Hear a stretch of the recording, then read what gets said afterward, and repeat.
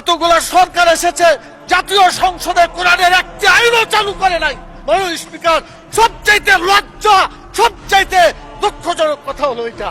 আমি চ্যালেঞ্জ দিলাম, জামাত ইসলামের কোন নেতা বলেছে আমার কাছে যে জান্নাতের টিকিট আছে বিক্রি করছি?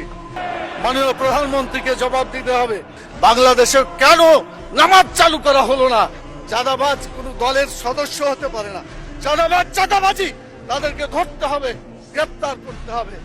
অতএব আসুন বাংলাদেশে মানুষের আইনের কবর রচনা করে কোরআনের আইন প্রতিষ্ঠা করি। রব্বুল আলামিন, দুনিয়াতে আমরা কেউ থাকবো না, মরার পরে আমাদের আসল জায়গা।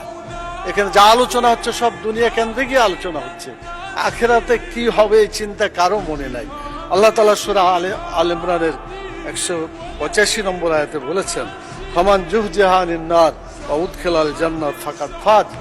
যে ব্যক্তি জাহান্নামের আগুন থেকে বাঁচতে পারলো সেই সত্যিকার সফল হবে, এবং জান্নাতে প্রবেশ করতে পারলো সেই সত্যিকার সফল হতে পারবে।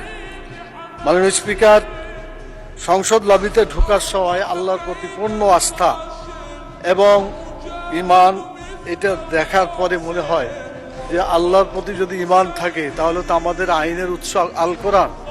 কোরআনের বিধান বাংলাদেশে চালু হওয়া উচিত ছিল। মাননীয় স্পিকার, 90% জন মানুষ যারা কোরআনে বিশ্বাস করে, এই কোরআনে যে বিধানগুলো আছে 6666টি আয়াতের মধ্যে not less than 1000 ayat belong to the positive order and not less than 1000 ayat belong to the negative order। 1000 আয়াত আছে যেগুলো হাবোধক আইন, 1000 আয়াত আছে যেগুলো নাবোধক নিষেধ।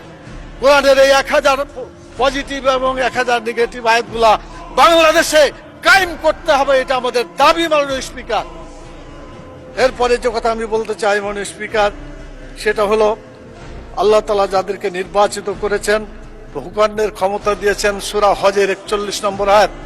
মাননীয় প্রধানমন্ত্রী আছেন, তার দৃষ্টি আকর্ষণ করে সকলকেই বলতে চায়, আল্লাযীনা ইম্মাক্কান্নাহুম ফিল আরদি আকামুস সালাত ওয়া আতাউয যাকাত ওয়া আমারু বিল মারুফ ওয়া নাহাউ আনিল মুনকার।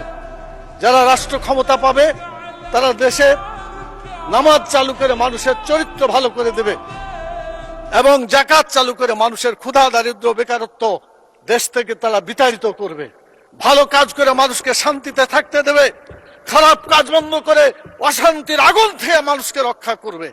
কিন্তু দুর্ভাগ্য, আওয়ামী লীগ এসেছে 6 বার, বিএনপি 5 বার, জাতীয় পার্টি 2 বার। এতগুলা সরকার এসেছে, জাতীয় সংসদে কোরআনের একটি আইনও চালু করে নাই। মাননীয় স্পিকার, সবচাইতে লজ্জা, সবচাইতে দুঃখজনক কথা হলো এটা। আমরা চাই আমরা এদেশে কোরআনের আইন চালু করে মানুষকে মুক্তি দেব। আমি মাননীয় প্রধানমন্ত্রীকে বলবো, আপনাকেও জিজ্ঞাসা করা হবে, আমাকেও করা হবে, বাংলাদেশে কেন নামাজ চালু করা হলো না?